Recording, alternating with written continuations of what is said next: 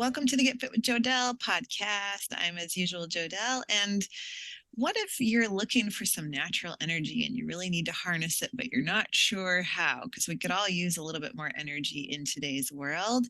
And it has to be harnessed the right way with the right resources. And that's why I've invited back on Eryn Knight, because she has a good idea about how to help you harness that energy. And she wants to enhance your life with this idea of taking care of your body, balancing your blood sugar, making sure you have adequate amino acids coming in. And there's an easy, simple, and quite delicious way to do that. So hi, Eryn, welcome back onto the podcast. Thank you for having me. It's always a pleasure. Always a pleasure. It's a pleasure to talk I love what you did too. there. It was a good idea. Yes, well, you guys do have a good idea, and that's why I want to keep promoting it, because it's something I never put a podcast out if I'm not using the product myself. And this is something that I love to use. In fact, this good idea that we're going to be talking about is just a natural way to get your minerals, your amino acids, and your some actual key things to help balance your blood sugar. And if you're doing those things, I believe your body's going to have a good idea about how to continue running efficiently in today's stress world. So let's dive right into it. If they missed our previous podcast, they can go out and check out the backstory of Good Idea. But I wanted to first talk about the benefits of why this is so critical, that everybody could look into this good idea and utilize it for themselves, especially with regard to amino acids, because amino acids are the building blocks of every cell of our body. So potentially everybody listening to this can benefit in some way. Tell us how. Absolutely. Yeah. I mean, and today we're going to specifically talk about hormones, blood sugar, and how Good Idea might help with that. Mm-hmm. But for anyone listening, whether you are struggling with hormonal control or not, she's right. Like, amino acids are the building blocks of everything in your body, as well as all your muscles. You need amino acids to be able to build lean muscle. And if you don't have a significant amount of lean muscle built, then your glucose levels are going to be higher, because that muscle is responsible for taking the blood sugar out of your body. And it's actually a great way of keeping blood sugar and hormone health going. So I wanted to start by talking about blood sugar in general to kind of level set, and talking about how high blood sugar levels leads to insulin resistance, right? We talk about that a lot, but insulin's a hormone, right? High insulin actually equals more testosterone for women, more estrogen for men, kind of reverse there, right? And roughly 1 in 10 premenopausal women are struggling with something called PCOS, polycystic ovarian syndrome. And I want to talk a little bit about that. I want to talk a little bit about menopause and the impact of blood sugar control during that phase and the importance of it during that phase. And then for people who are not, premenopausal, working with PCOS and balancing hormones, or going through menopause and working towards that, how it helps with just general wellness too. So I'll start with that. I mean, if you are looking to have good skin, I actually, before my blood sugar journey and figuring out how important blood sugar was for my personal health and my mental health, which you can hear about on the last podcast, I also had really bad acne, and I had no idea that was connected either. And I'm going to send Jodelle a photo so she can show you just how bad my acne was before fixing my blood sugar issues, right? And I thought, it's just probably stress, and that is a factor too, but stress impacts your glucose levels, and glucose increase, high levels of glucose, high levels of blood sugar increases inflammation throughout your body, right? It also has a process called glycation. When blood sugar is high, glucose oxidizes your cells, destroying your cells, creating wrinkles, sagging, and acne, right? So even if you aren't necessarily going through some sort of hormonal concern or trying to pinpoint that and figure that out for your personal health journey, it's good for general skin health and general health of all the cells in your body as well. When your glucose levels are stable, there's less inflammation in your body. You feel better. You're more energized. Your skin looks better. It glows, right? All the things that we want there. So I would say for everyone, that's one great benefit of balanced blood sugar. Mm-hmm. Yeah, absolutely. I'm so glad you brought up the skin piece with regard to blood sugar, because I don't think people think about that.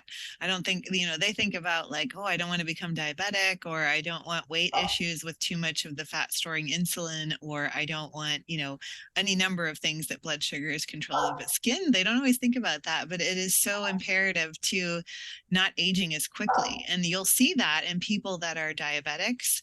Their skin looks very porous. It doesn't look clean and clear. They're having a lot of that glycation that you mentioned, and you can actually see that on them. Whereas when I've seen people reverse diabetes, I've seen their skin clear up.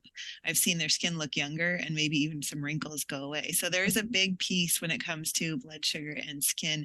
And then also with acne, like you mentioned, because the blood sugar regulation also affects our hormones. So tell us about why it's important to balance your blood sugar with regard to your hormones.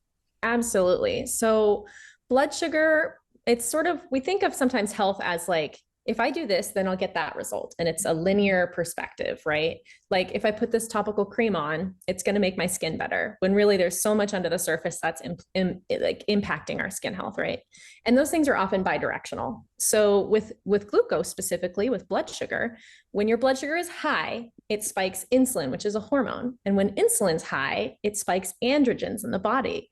And for women, that looks like testosterone or estrogen dominance. Androgens, I'll be more clear here about androgens. Androgens are the reason we hit puberty, right?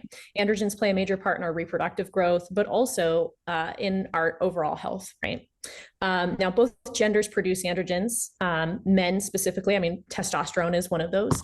But when it's kind of messed up and dysregulated, we see a lot of fluctuations with different things. So for women, if you have high androgens or testosterone dominance, you're going to see probably sometimes male pattern hair loss or growth of hair in parts of the body that are more, like male hair growth in the face or arms gets darker.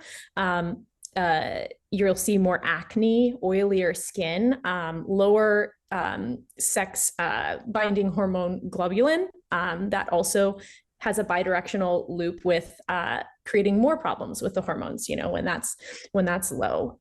So for women, when you have low sex hormone binding globulin, you're actually going to have more dump of estrogen in your body, and you can actually become estrogen dominant from having too much testosterone. So it creates this loop, right? And so for the treatment from doctors, usually that is oral contraceptives, putting more hormones into the body to regulate other hormones, topical creams, or anti-androgens, which block androgens from receptors in the body. But that's not necessary. I think for a lot of people, if we look at the root issue and we get down to the basics, right? What is causing the high levels of androgens generally is lifestyle based. Obviously there's some other factors out there, but why not start with the natural path of let's get the basics under control and see if that improves things. And that's kind of what it was for me. I mean, I didn't have PCOS. I've had a cousin who's had PCOS and other members of the family with hormone issues, specifically thyroid from my mother, my grandmother. So there's definitely hormonal issues, we could consider it hereditary. But for me, I always just had really bad acne and what I thought was anxiety, as we talked about on the last podcast episode. And once I saw on my blood sugar chart, like when my blood sugar is high, my stress levels are high, when my blood sugar is low, I'm feeling sad and moody. I actually originally balanced out my blood sugar for my mood. I had no idea that it would also impact my acne, but it did. My acne's gone. I'm makeup free today, as you can see. And I had acne for years, and I wasn't on birth control.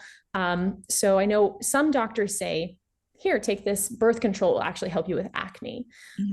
For me, this is over a decade ago. When that happened, I actually started getting acne in weird places. Instead of it reducing my acne, I got acne on my chest, acne on my back. I was like, what is going on? This was supposed to help with my acne. So for some people, it doesn't necessarily fix the problem by adding more hormones to the system, right? So that's what I would say for premenopausal women looking to reduce either risk of PCOS or symptoms of PCOS. I would start with the blood sugar, because the blood sugar controls and regulates the insulin, right? Yeah, there's so much to to have a really good feeling about when it comes to balancing your blood sugar, because yeah, you're going to feel good, but things are going to start to look better, and you're going to notice a difference with your hormones. If a woman's cycling, she's going to notice a difference with her period whenever she's balancing out the blood sugar. If you're trying to have more energy, like we talked about, like harnessing that energy every day and trying to get through workouts better, balancing your blood sugar is going to do that. You're not going to have these highs and lows like you were mentioning. And so there's a specific way to do that, and resources that we have available that we need to have on hand to do that. And so I want to jump back just briefly to the amino acids, because there's a lot of controversy with amino acids, or BCAAs in general, of just taking in BCAAs. Some people are saying, oh, you don't want to take them in because you want to get it naturally from food. But I have a lot of clients that don't take the time to eat food. So I would rather them get a good source of branched chain amino acids, since this is stuff that we don't make naturally. We need to take it in. And so I really find that it's beneficial if people will at least use BCAAs if they're not going to get adequate protein or they don't have a good source of amino acids. So I really wanted to talk about, what have you seen with on your end, being a scientist, working with this company, the studies or the science behind supplementing with BCAAs? Absolutely. And I'm happy to talk about the controversy there even too, because I've looked into that myself. And what's been seen is people that have type 2 diabetes have elevated levels of amino acids staying in their body. And generally, your body would metabolize amino acids. So seeing these high levels of amino acids in people with type 2 diabetes was concerning. But if we look at it and look at their diet, my curiosity is, are they eating enough amino acids and proteins that their body doesn't need to hang on to those for dear life, right? And we've seen similar with glucose for people that are long-term carnivore. They'll have higher levels of blood sugar. Why is that? Why would their body spare blood sugar and make it higher? And sometimes, in some cases, high as a pre-diabetic. That's because they're not eating it, right? They're not eating enough. So their body's holding on to it, because gluconeogenesis and the process of creating that glucose in the body of a person who's carnivore and not eating any carbs, it takes some time, right? And if they're going hard at the gym every, 5 days a week or something like that, their body is already kind of preparing, like, I know I'm going to need high levels of glucose for these exercises. So we're going to elevate the level that's free within the body, ready to be used, right? That's my theory. Now, with people who are type 2 diabetic, I kind of feel the same way. If they're not eating enough healthy proteins and they're not getting enough amino acids in their diet, and they're, more on a Cheetos and Oreos diet, then their body would probably need to hold on to those, because the amino acids are the worker bees of the body. They build muscle. They help with metabolic function. They help with clearing out junk in the system. Like, they're very crucial for the body. I would consider them like the worker bees. As you said, they're responsible for building all the cells and all of the muscle in the body. So how does a hive function without enough worker bees? You got to hold on to the old ones instead of, letting the body absorb them, right? And so that's my theory on that, of why exactly we see type 2 diabetics with higher levels of free amino acids in the bloodstream. Is that a proven theory? No, but I definitely, dig around enough to kind of ask these questions to myself, and curious to know what your thoughts are there as well. Now, as far as amino acids go, yeah, it's every single meal we have that has protein, it's going to break down into amino acids. Exogenously consuming amino acids is basically just giving your body Legos instead of fully built houses, right? When you eat a piece of meat, your body takes it and breaks it down into amino acids, reassembles them into these different types of amino acids, and those carry out different functions in the body. But it has to metabolize them first for that process to happen. When you give your body amino acids like they are suspended in Good Idea, they're already broken down and ready to use right away, right? They're a bioavailable form. So it's quicker for your body to put them to use for different functions. And in the case of Good Idea, that's for priming your metabolism so that it can help with blood sugar regulation with your meal, right? Some people are actually using it as a pre-workout or a post-workout because it contains leucine, which helps with lean muscle development, right? And some people are using it as a caffeine alternative because if your blood sugar is steady, like you said, your energy levels are more steady as well. So it is a great option instead of the afternoon coffee to have Good Idea with lunch, and then you won't have the afternoon crash. You're more likely to not, right? So that would be, I think, in my opinion, sort of the controversy around amino acids. And to me, it's like, many people I know that are in the prime of their health are also consuming amino acids as a supplement or via something like Good Idea, as well as, naturally within the foods that they eat. I think as long as you're getting your blood work done and see that there's no complications, then, I think it's perfectly okay to have amino acids separately. What's interesting is we're concerned about amino acids separately. We're not concerned about like all the extra sugar we put into things as much. And that's kind of interesting focus. But I'm curious to know though, with amino acids, what other uses you use them for and your clients use them for?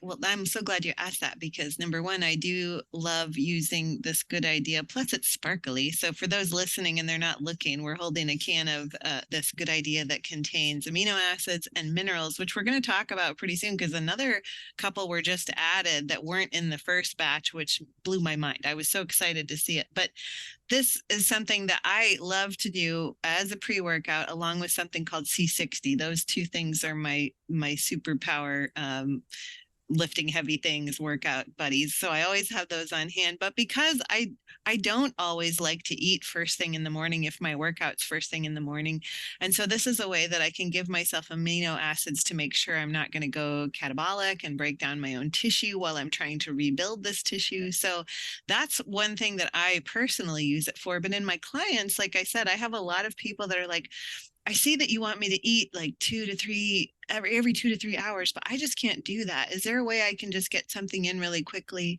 because I'm at work or I'm with kids or I'm doing hair, whatever it is that they're too bombarded by the daily to-do list to prepare a meal or a snack. And so this really helps me advocate for them to, okay, just drink this in between your meals. And at least that's going to keep some avoidance of those highs and lows with the blood sugar, and then also prevent you from dipping into your own resources to withstand the pressures of living, because your body's really cool. It's like you said earlier when we were talking about how the blood sugar works in the body, and if you don't bring it in, it's going to make its own. Even in carnivore, when they're taking in all of this meat but they're not eating any carbohydrates, their body can still make carbohydrates. And so that's something that if you don't bring it in, the body will find a way to do it. And we don't want to dip into our own resources. We want to provide the raw materials so that the body says, yeah, I'm good. I have amino acids, so I'm going to leave your butt and your thigh muscles alone and not break them down since You're trying so hard in the gym to keep those on, So right. I find that it's really beneficial for those in-between times or those, I even love it for individuals that are like, well, I really want to fast. I like intermittent fasting. And I'm not a huge advocate of intermittent fasting for women. Now, men can do better with it. But I don't want a woman to put herself into stress mode with high amounts of intermittent fasting day in and day out. Maybe once in a while, that's fine, but you really elicit as a woman a cortisol adrenaline response that in the initial, you might feel really good because you're running on adrenaline and cortisol. And sometimes that feels really good.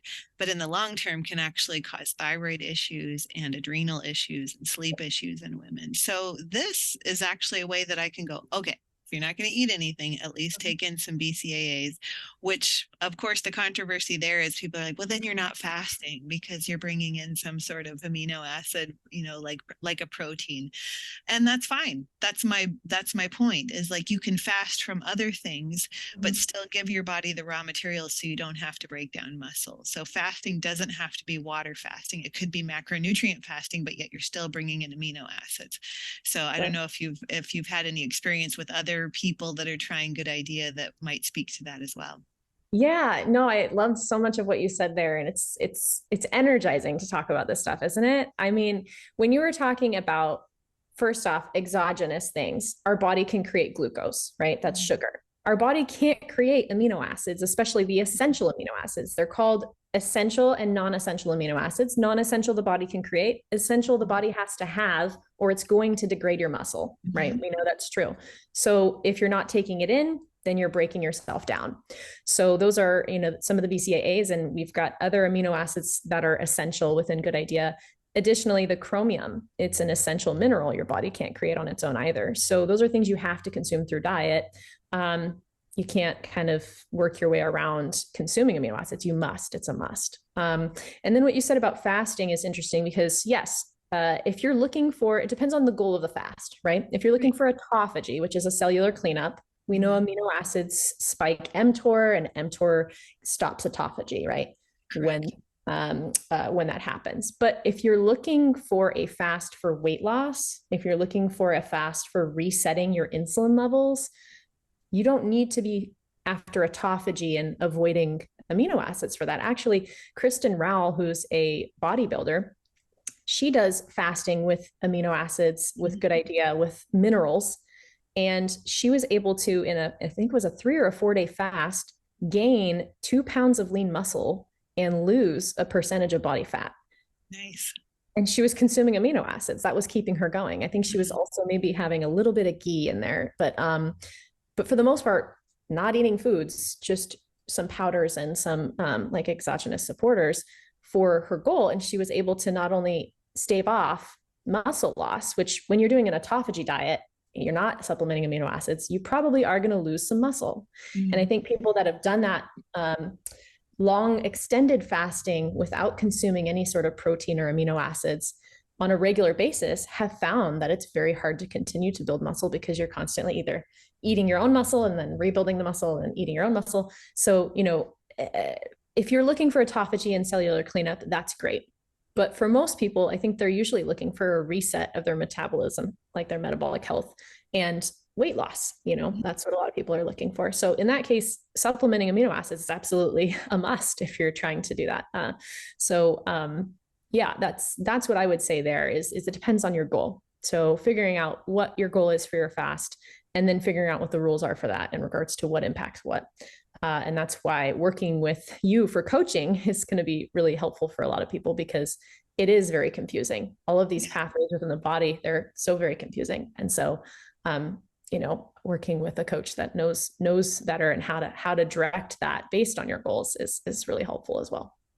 Well, thank you, because I'm so glad you mentioned the goals. That's so key. It's like you might be fasting for one reason, but yet you're following this person who's fasting for a completely different reason. Like you mentioned autophagy, whereas you follow this blog or podcast or whatever about intermittent fasting, and you're doing it for the weight loss, but they're actually doing it because they're trying to fight a form of cancer in their body, and they want that autophagy and stuff like that. So I'm so glad you mentioned that, because chances are most people are doing it, or at least most women I talk to are doing fasting for weight loss purposes. And I'm glad you mentioned that bodybuilder, because there's actually a study that said BCAAs may help you get rid of unwanted body fat more effectively.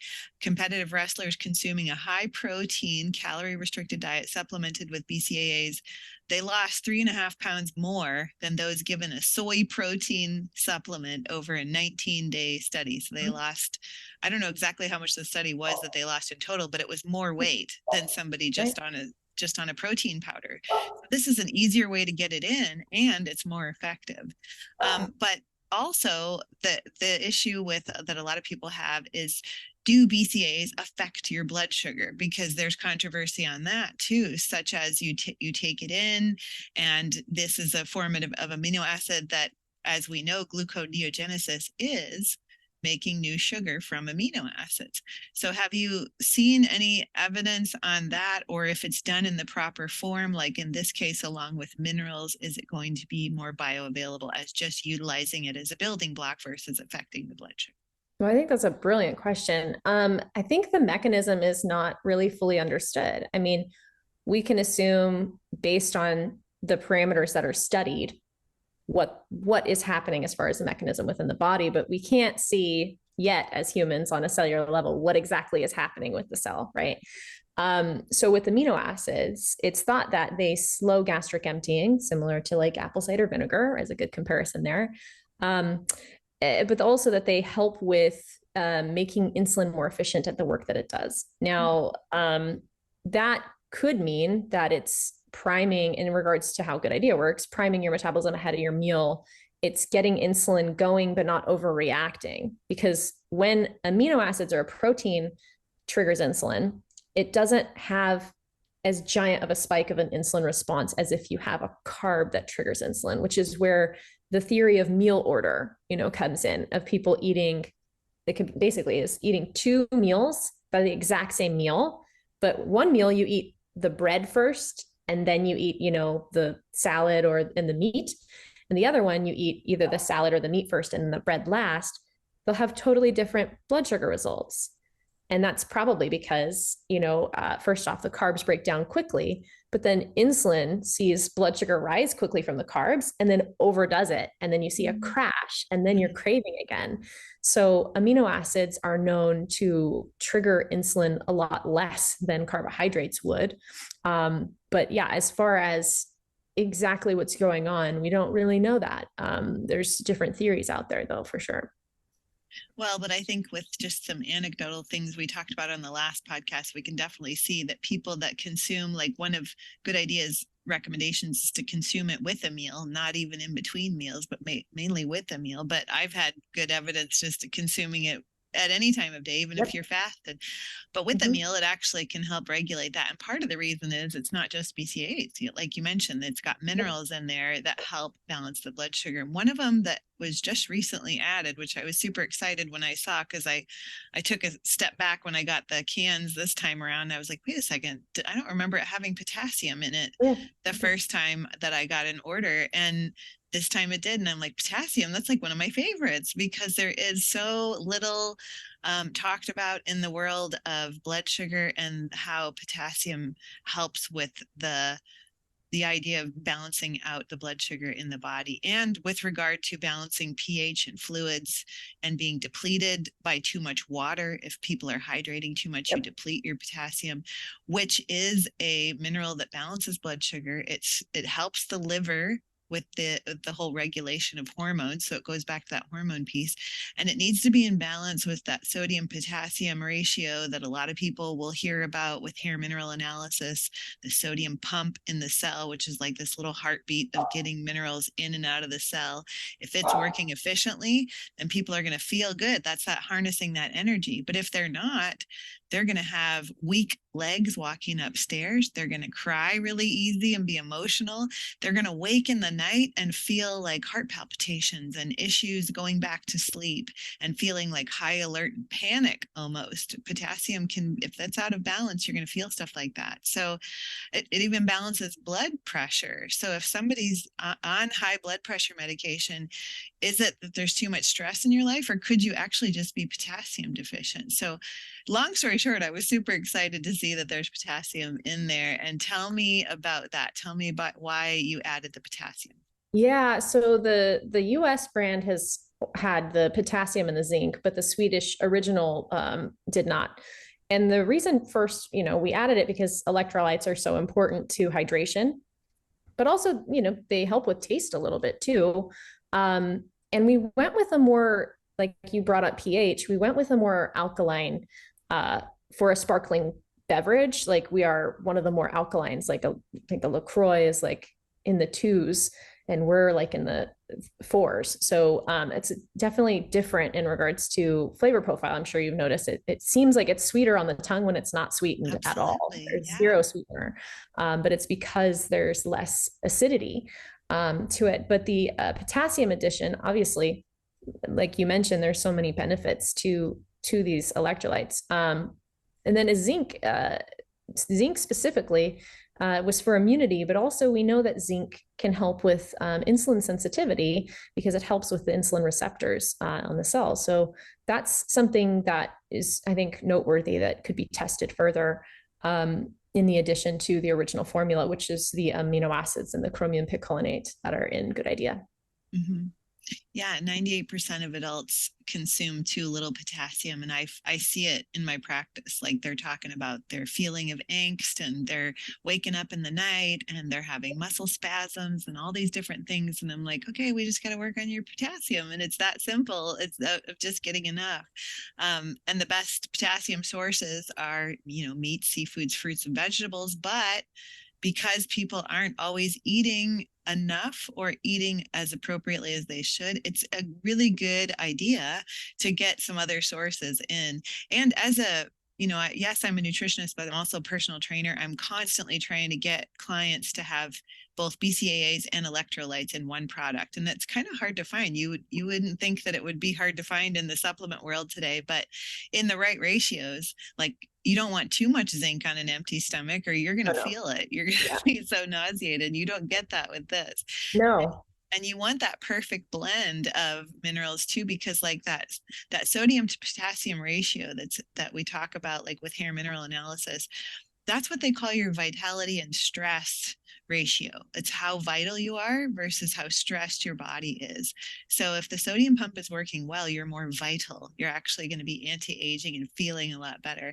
But if it's not, then you're not going to handle stress well. You're going to feel angst all the time. You're going to feel that inner ball of tension going on. So yeah, is it just a can of LaCroix? No, this is so much more because you guys have put together a really good blend that I love to recommend because it's actually going to do something and you're actually going to feel it.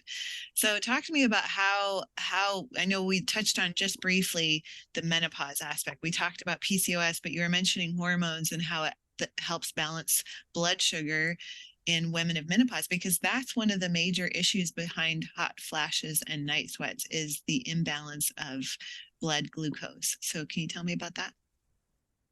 Oh, I thought I was mute there. Yeah, absolutely. With menopause, estrogen and progesterone, right?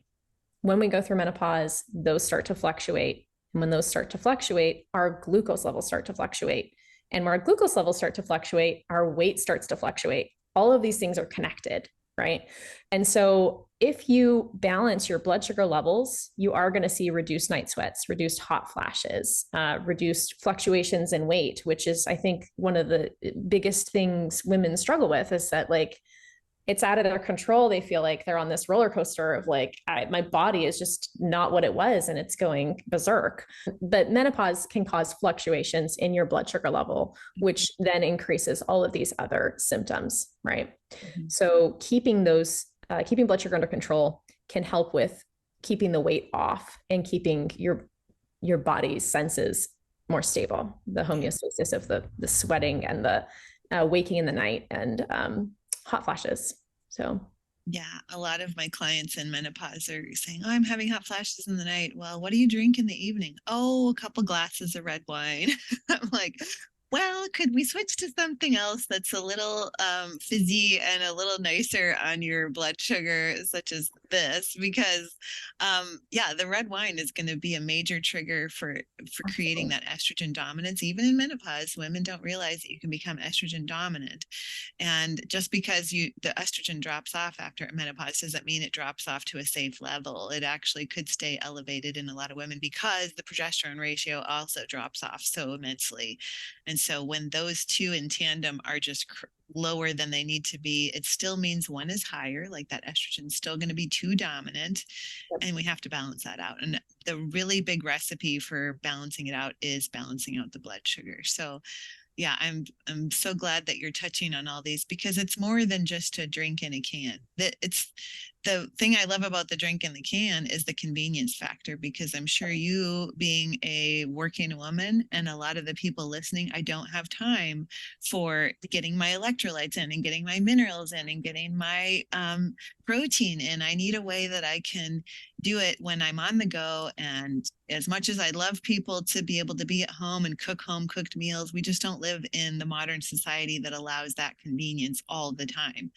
Okay. So something like this makes it available to you to have a much better choice in the event you come home, you haven't eaten for 6 hours, you're starving, and maybe you want to start with a good idea before you dive headfirst into the potato chips in the pantry and then regret it later.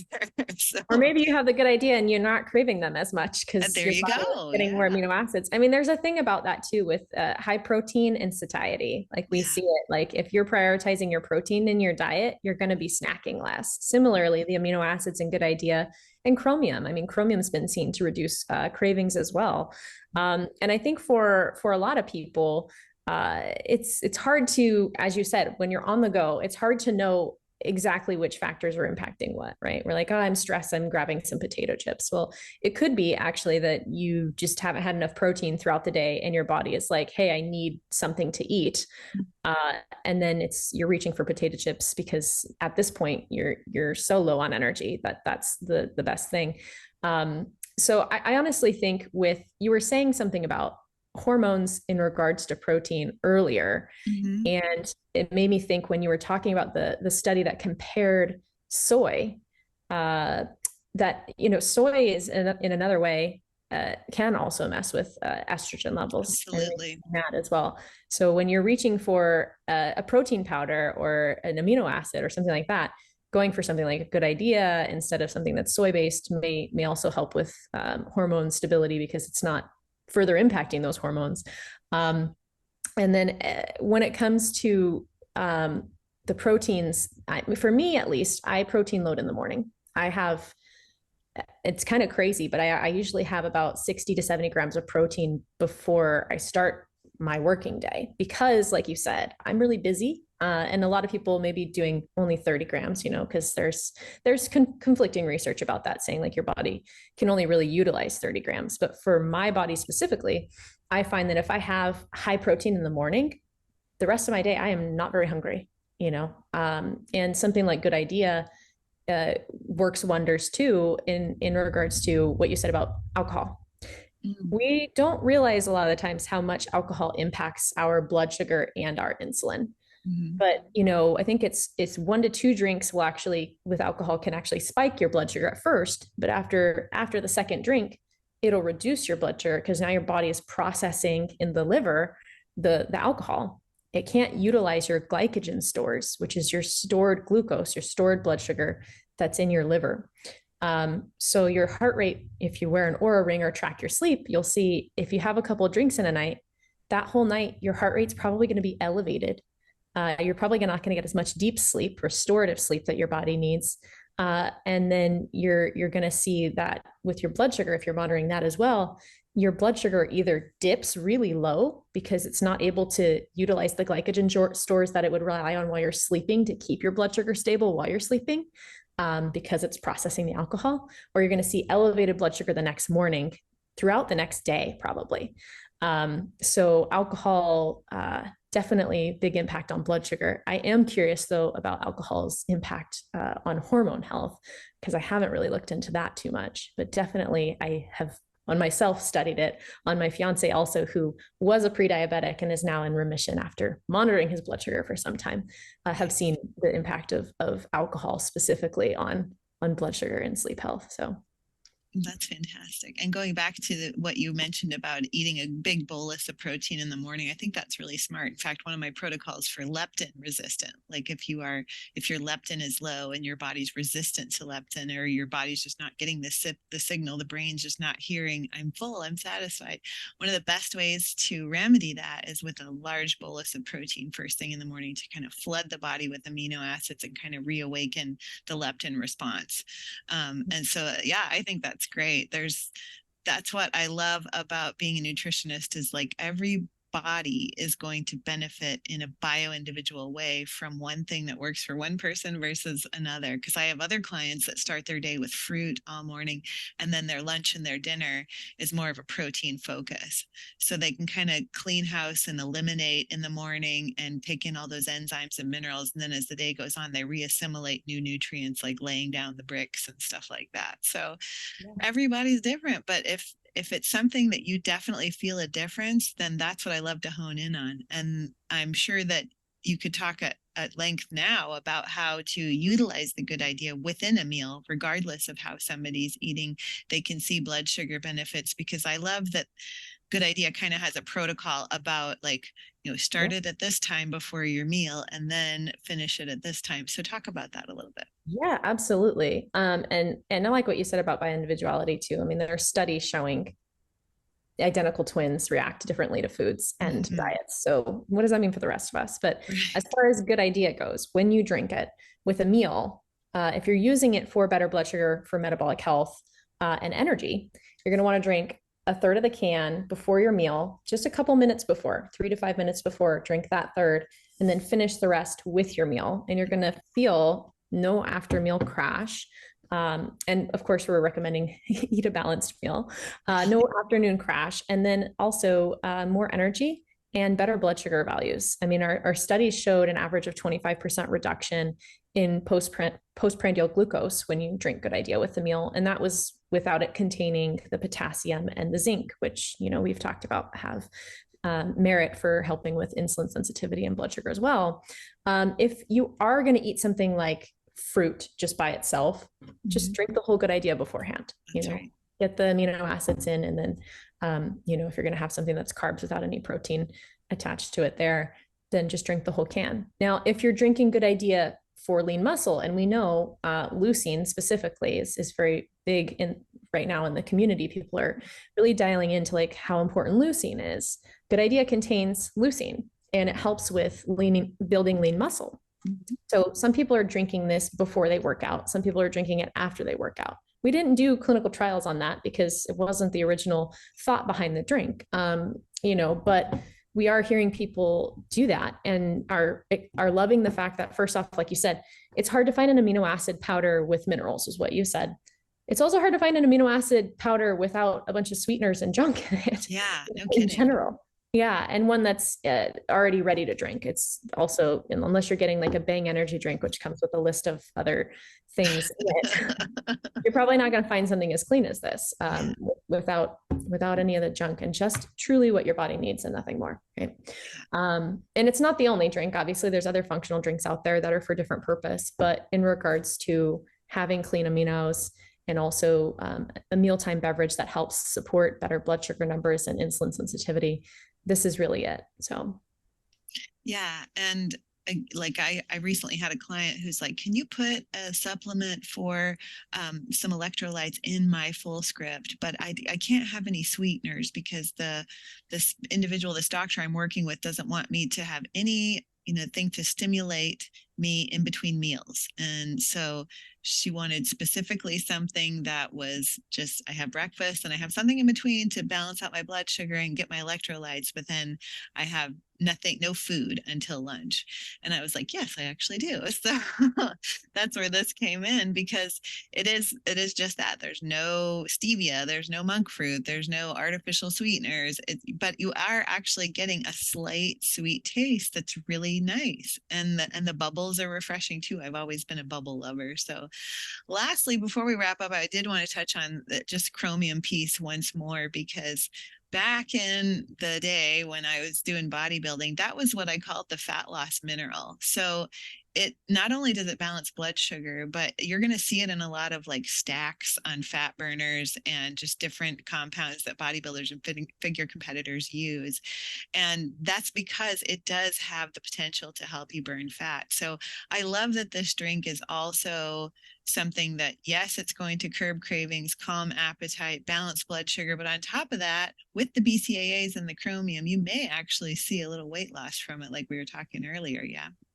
Yeah, we're really interested in doing a study on that specifically, like a longer term study. I think it was quoted at a few $1 million, so it's not in the budget right now, but it is something we're interested in because, like you said, there's a lot of research out there for chromium specifically with weight loss. And as we know, like a higher protein diet generally means less eating as well. And so if that's the case, then are people seeing pounds shed more easily drinking Good Idea? We don't have that information. We get customer stories though about people saying like, I've swapped soda for this. Obviously there's a lot less calories, but even if they were on a diet soda kick, which had 0 calories, seeing Good Idea swapped, people are saying that they've lost pant sizes, lost weight, and reduced their A1C, things like this. So it's always really good to hear customer stories that that they're winning at their goals. And this is something that's helping them. Like, that's why we're here, really. That's our passion, is really to help people with metabolic conditions, or with, PCOS is also a metabolic condition. It stems from insulin resistance. So, helping people along with that with something convenient, easy, that they can make a swap. I mean, because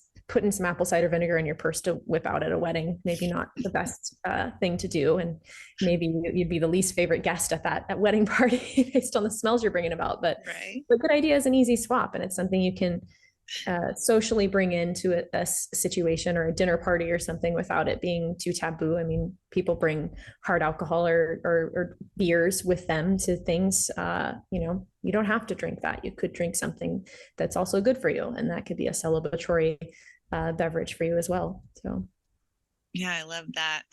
And to go back to a question you had earlier, because you made me remember that when you mentioned the alcohol at parties, alcohol and hormones, with regard to testosterone in men, I know that alcohol consumption can decrease testosterone production in men quite vastly. So swapping out, like you said, to something like this, which has the minerals that are going to help promote testosterone and promote libido and things like that, and promote muscle growth in a man, those are all essential, and in a woman as well. But yeah, that's something to keep in mind, is maybe they want to swap out some of their alcoholic beverages to a better idea, a good idea. So So as we wrap up here, I know we've talked about like the benefits of drinking, good idea, but you've studied blood sugar so extensively.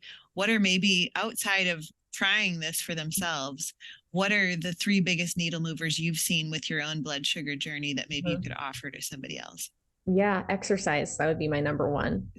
Because the more, like I said, build that lean muscle, specifically in your legs. Those are your biggest muscles of your body. And it doesn't have to be weightlifting and doing heavy exercises. If you're like, ooh, that's intimidating, it doesn't sound like something I want to do, I don't like going to gyms. Okay, start with doing 10-minute walks after every meal. Perfect. That's it. It's really not hard to do. And actually, you'll find your mood is lighter too.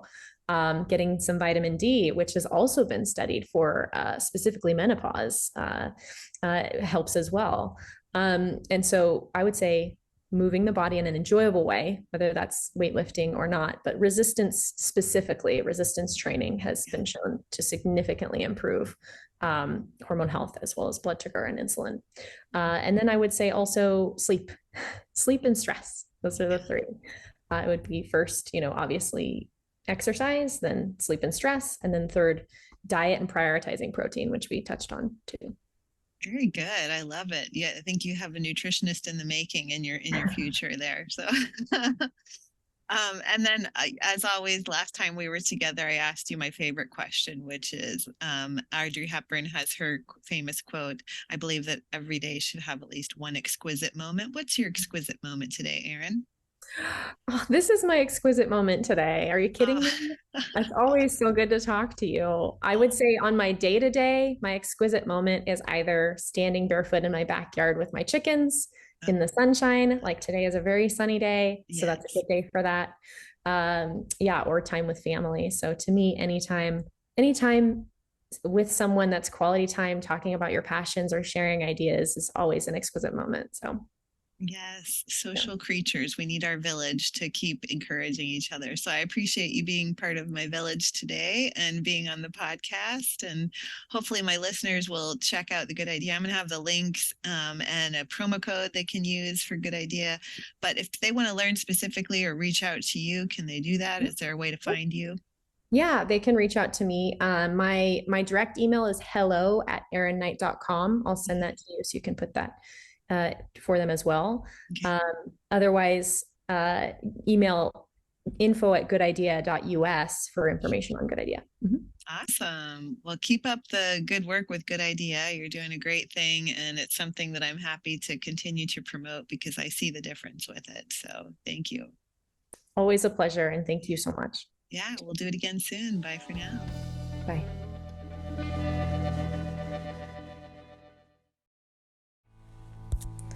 I want to assist you on your health journey. I want to unlock your potential and help you become the best version of yourself. If your sleep is off, if your stress eating is high, if your energy is low, and your gut is irritated, I would love to help you repair, relax, rest, and reignite your passions for life. I offer nutrition therapy and lifestyle coaching worldwide via Zoom, FaceTime, or Google Meet, and I believe in your bio-individual needs.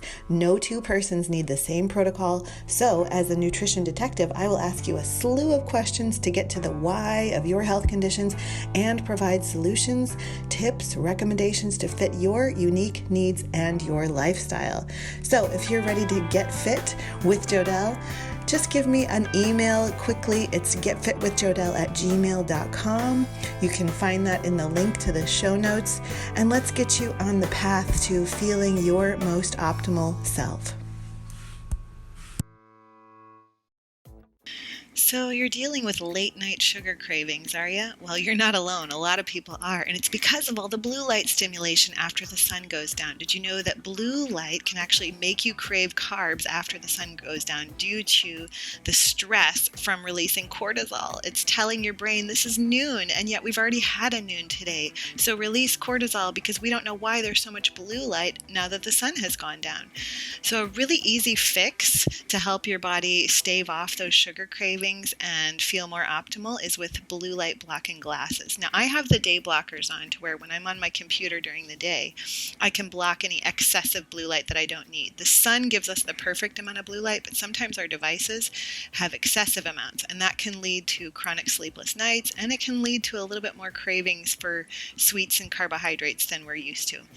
Then after the sun goes down, I put on my amber or reddish orange colored blue light blocking glasses that tells my brain this is night. It's time to wind down, release melatonin, not have any cravings because we're getting close to bed.